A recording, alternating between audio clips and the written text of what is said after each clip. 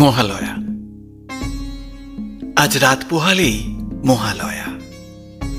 পিতৃপক্ষের অবসান, দেবীপক্ষের সূচনা, দুই পক্ষের সন্ধিকালীন এই অলৌকিক ভোর, মহালয়ার ভোর। এই মহালয়া থেকেই শুরু হয় মা দুর্গার আগমন বার্তা।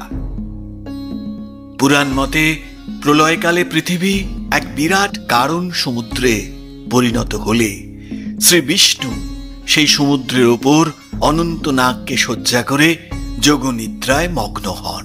এই সময় বিষ্ণুর কর্ণমূল থেকে মধু ও কৈঠব নামে দুই অসুরের সৃষ্টি হয়। তারা বিষ্ণুর নাভিমূলে অবস্থিত ব্রহ্মাকে বধ করতে উদ্যত হয়। ভীত হয়ে ব্রহ্মা বিষ্ণুকে জাগরিত করার জন্য তাঁর নয়নাশ্রিত যোগনিদ্রাকে স্তব করলেন। সৃষ্টি হয়ে দেবী শ্রী বিষ্ণুকে জাগরিত করলে তিনি মধু ও কৈঠবের মধ্যে মহারণে রত হলেন। এভাবে শুম্ভ, নিশুম্ভ, রক্তবীজ ও মহিষাসুরের মতো বিরাট শক্তিধর অসুর মাথা নত করলেন এক নারীর কাছে। সৃষ্টি হল শক্তির অনন্য রূপ।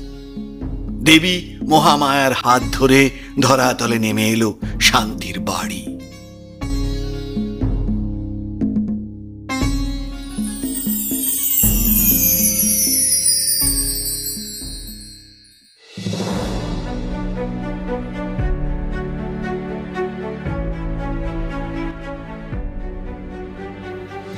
বর্তমানে সভ্যতার অগ্রগতি যত হচ্ছে ততই প্রকট হয়ে উঠছে হিংসা, লালসার নেশা।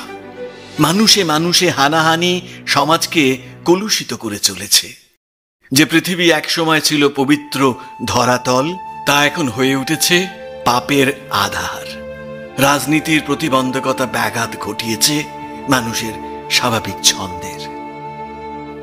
চাকরির তাগিদে রাজপথে রকে বসা যুবকেরা, ছোট দুর্গাকে কোলে নিয়ে বসে থাকা মায়েরা আজ বড়ই অসহায়। প্রতিবাদী মেরুদণ্ড সোজা রাখার আদর্শরা আজ কেউ কেউ শোষিত, মৃত। তবু পাষাণ এ পৃথিবী, পাষাণ এ ধরাতল। প্রকৃতি কি শুধুই দ্রষ্টা? নেই কোনো বিচার, নেই কোনো সহানুভূতি? সত্যি কি নেই?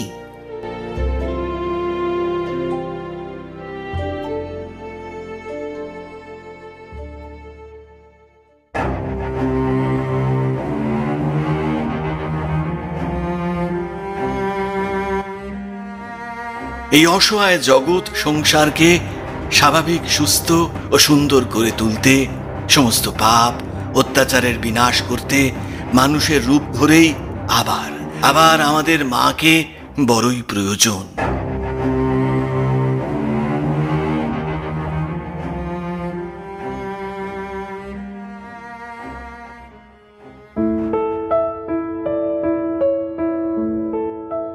আজ শুভ মহালয়া। সকল শ্রোতা বন্ধুদের, প্রবীণ মহোদয় ও কনিষ্ঠদের শুভ শারদীয়ার প্রীতি ও শুভেচ্ছা জানাই। আপনারা এই পুজোর দিনগুলিতে ভালো থাকবেন, আনন্দ করবেন এবং তার সাথে অবশ্যই শুনবেন কথা ও কাহিনী, এন্টারটেইনমেন্ট, বিনোদনের নতুন অধ্যায়।